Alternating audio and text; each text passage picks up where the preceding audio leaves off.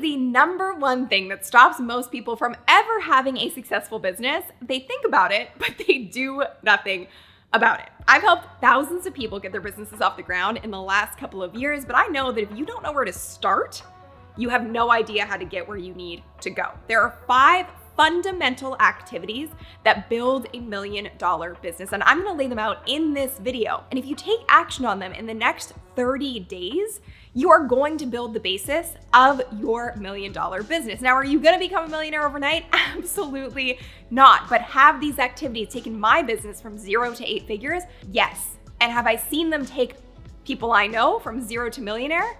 Absolutely. But even if you just want to replace the income from your day job, create a new revenue stream, this will get you there. But knowing is just one piece of the puzzle. There's a famous Steve Jobs clip that puts this in context perfectly. So let's get into it. And that's what separates sometimes the people that do things from the people that just dream about them.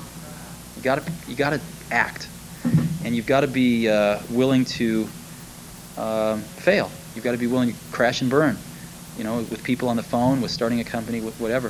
If you're afraid of failing, you won't get very far. I said this in a recent video, but there is no action without urgency, which is why we are setting a 30-day deadline to get this going. If you get value from this video, I want to let you in on what the mission behind this channel is. I am on a mission to make entrepreneurship available to everyone, which is why I create this content on YouTube, because I believe that entrepreneurship is a vehicle to freedom and equity that allows you to make your unique mark on the world and create independence. A small thing you can do to support this mission and help us reach even more people is hit the like button and be sure to subscribe. Here's how this video is gonna go. 1, identify what to sell. 2, attract your buyers. 3, pick the perfect price. 4, deliver your product. And 5, become the CEO. Let's go. Number 1, identifying what to sell. Whatever kind of business you're starting, the number one thing you have to do is reduce the friction. I talk about this often because you want to make sure that you're building a business around something that you already have experience in, you already have an interest in, or you're already good at. That removes the barrier to entry and it makes the process a lot easier to get started, because then you're not having to learn an entirely new skill set or industry. So to help you figure that out, I have tested and proven these 8 questions to help you identify what you can monetize. Number 1, what is a problem you've solved? Number 2, what's a hurdle you've overcome? Number 3, what are you frustrated by? Number 4, what do you find yourself complaining about? Number 5, what's a skill you've mastered? Number 6, what's the most painful thing you've ever been through? Number 7, what makes you different? Number 8, what is the number one thing people ask you for help with? The basics of a business is that you're solving a problem and filling a need. So when it comes to figuring out what people ask you for help with, actually ask your friends and family to remove any blind spots you may have. You want to ask them questions like, when you need my help, what do you come to me for? What do you ask me for advice or guidance on that you would never go to anyone else for? That's gonna help you identify some clues as to what you're good at and what people want your help with. The next aspect of this is make it buyable. So what I mean by this is best explained through a real example. I work with a client who is a dancer, and she had a dance studio for 15 years, and she focused on creating a course teaching people how to dance, teaching really anyone how to dance. She launched this course and it didn't do very well. The reason is that she was focused on information and tactics. She wasn't focused on a deeper rooted transformation and outcome, because people pay for the how.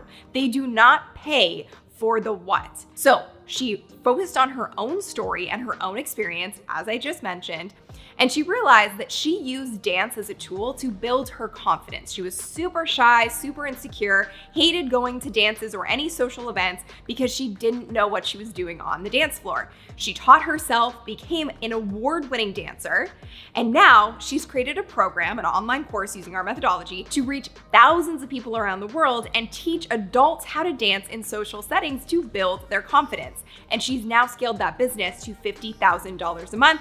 Prior to that, in her original course, she'd only made about $700. So how do you do this? I sum it up with something called a transformation statement. And this really is the key to creating the foundation of your successful business.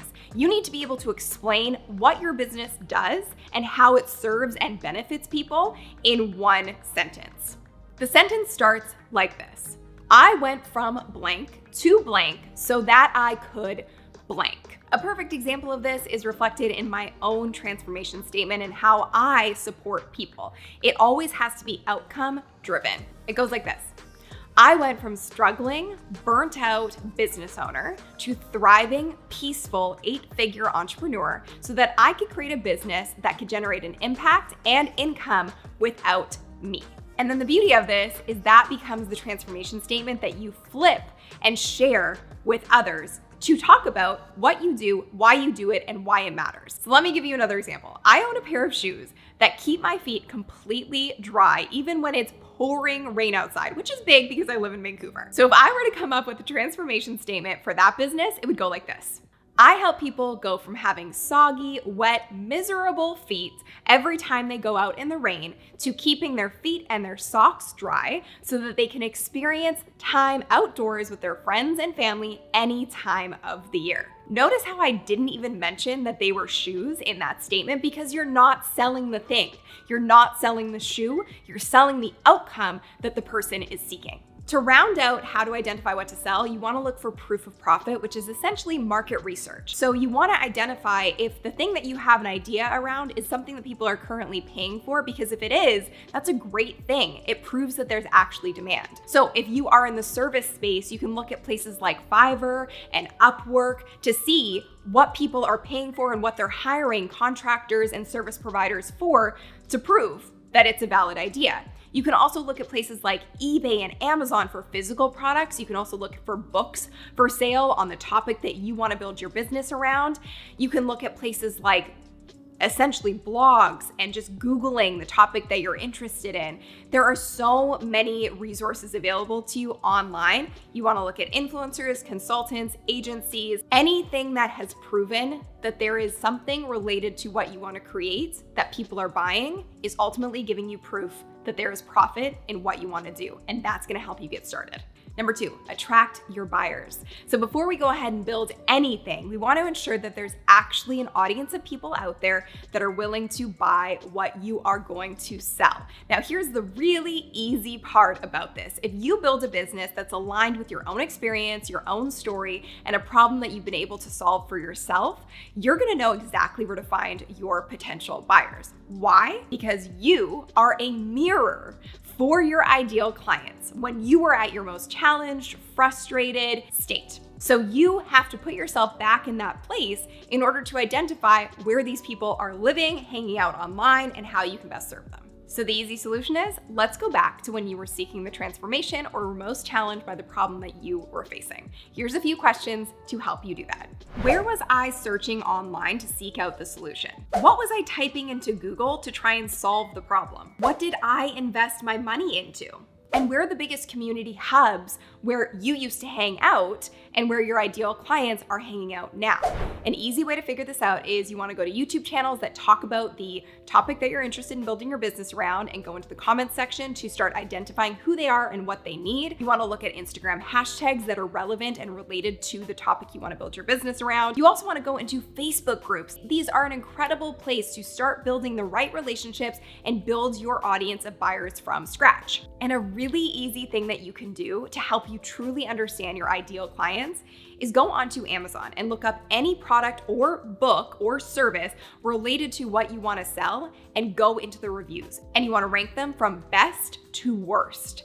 And what that's going to give you is so much valid information on what is working for them and what they love about what's currently on the market, and also what they hate and what they need more help with, which is where you come in to create a product or a service that is truly going to blow their mind. And then you're gonna look for what I call guiding lights. So this is finding businesses that are currently selling what you wanna sell or something very similar to it. And you wanna identify what are they selling first and foremost, And secondly, how are they selling it? This makes the path to actually monetizing your idea so much clearer because you don't need to reinvent the wheel. If it's already being sold and you can identify how they're selling it, it's gonna give you the right game plan to deliver your product to market. So find influencers and the gurus in the space or the biggest businesses in the space and go on their sites, go on their social media platforms and figure out how are they marketing, how are they selling, and what is the path for someone to go from stranger to buyer. Now, the last piece of this that is so vitally important that I need you to understand is it's all about quality, not quantity. When it comes to social media and the algorithms, you truly just need to understand that they need to know who you're trying to reach and what you want to be known for. So in order to build your audience of buyers and start building that audience from scratch, you basically need to figure out where are they hanging out online and then start nurturing relationships from there. How do you do that? Simply comment on their content. Respond to their stories, share content that you find interesting that they're sharing, engage. The worst thing you can do as a business owner, especially a new entrepreneur, is to sit back and wait. You need to start building relationships from scratch. Even if you have 3 people in your audience who are super ideal clients, that's better than having none, and it's way better than having millions that are not targeted and are never going to buy from you. And what this does is when you do have your product or service ready to sell, you have created an audience of buyers. Number 3, the best way to pick a price. I came up with a pricing equation to really help me understand how to best price my services without undercharging. And I've helped thousands of people by using the same pricing equation. It's based off of market research, which you've already done to figure out what people are currently paying for what it is that you want to sell, and also your own experience. So the equation goes like this: cost plus income goals minus barrier to entry. So I want to use a real world example here because I think one of the biggest plagues of being an entrepreneur is undercharging. And ultimately by undercharging, you are getting poor quality clients who are not invested enough to actually get results. Therefore, that kills your business because results are what drives and grows and builds momentum in your business as you move forward. So the example I want to share is in the fitness space, and I want you to think about all of the things that you have spent money on to try and get into better shape, eat healthier, go on a diet, lose weight, have a gym membership. What has it cost you mentally, financially, emotionally, and spiritually?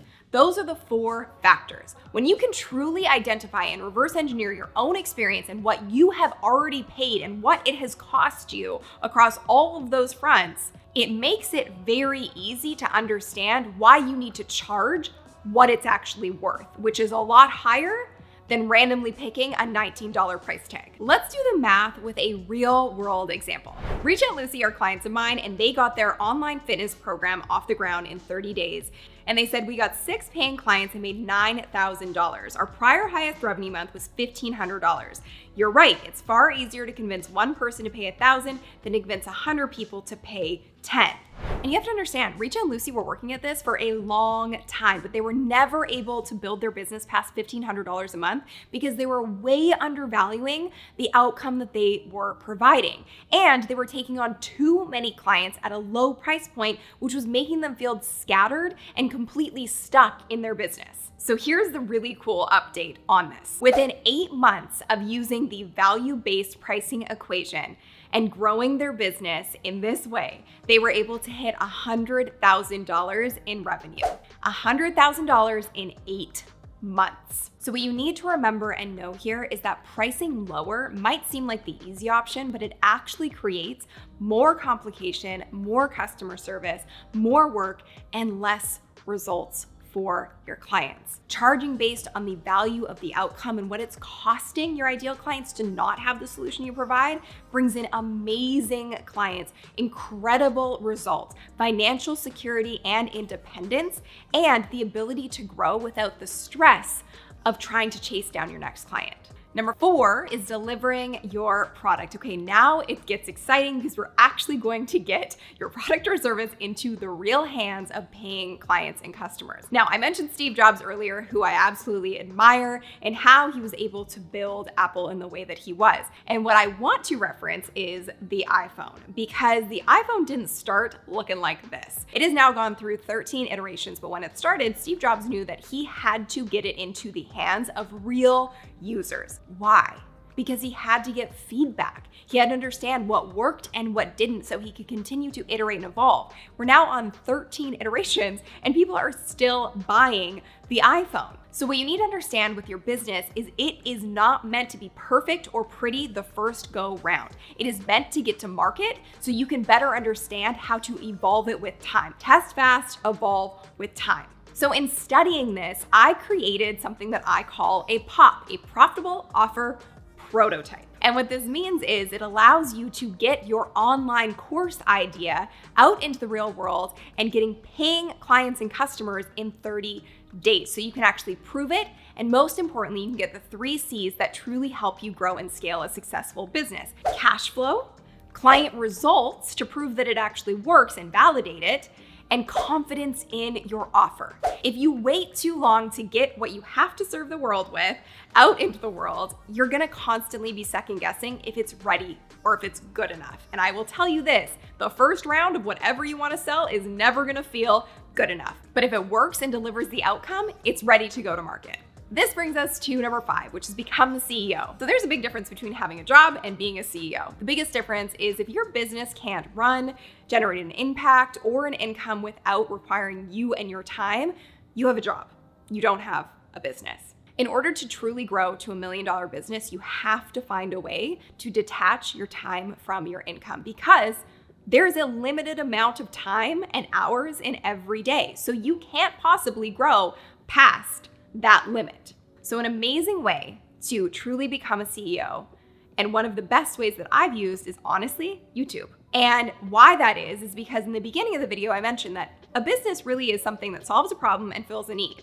And on YouTube all day long, your ideal buyers, customers, and clients are searching for answers to their questions and solutions to their problems, and you just need to show up. When you create content that answers their questions and solves their problems, then you have new people finding you all day, every day through your videos when you're not even working. And that is the power of this platform. And I wanted to share an example of just how powerful this can be, because one of my clients this year, in the last 12 months, he has leveraged his YouTube channel, and he only has 28,000 subscribers on his channel, but he has generated $3 million for his business using his YouTube channel.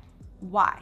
I mentioned this earlier because he knows exactly who his ideal viewer is and exactly what they want. So he has a hyper-targeted audience of buyers and clients and customers for the online program that he has created, and he's getting them phenomenal results. Brendan said, "What's more exciting is that my business will generate about $3 million in revenue this year from a relatively small channel, 28,000 subscribers. This is just more evidence that the number of subscribers does not dictate your success. Focus on what matters." And what he means by focusing on what matters is keeping it very simple and focusing on the basics.